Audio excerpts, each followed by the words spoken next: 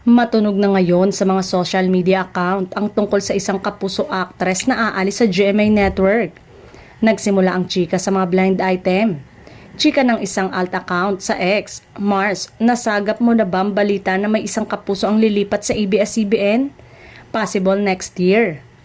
Reply naman ng isang ex-user na kilala sa mga showbiz chika.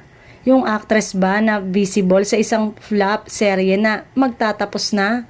Well, newsbreaker kung lilipat nga siya, pero wala pa akong nasasagap na confirm na lilipat.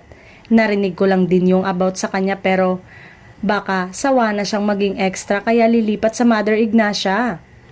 Ang ibig sabihin ng Mother Ignacia sa showbiz ay ABS-CBN dahil matatagpuan sa kalye ng Mother Ignacia ang ilang entry points sa mga building nila. Nagbigay ng update ang nasabing ex-user kasama ang pag-quote niya sa isang article na pareha sa kanyang blind item.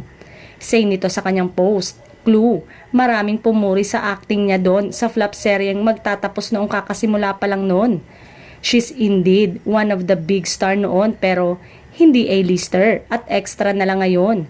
Yung boyfriend niya ang nag-convince sa kanyang lumipat at pumayag siya. Ilan pang sandali ay inulan ng reply ang nasabing post kung saan karamihan ay RR ang sinagot sa blind item. May ilan ding netizen at showbiz news page ang pinangalanan mismo si RR sa kanilang mga post at sinasabing si Rian Ramos ito. May ilang kapuso fan naman na kinontra ang mga naglalabasang balita. Ayon sa kanila, may ginagawa pa itong teleserye sa GMA at yun ay ang Encantadia Chronicles Sangre.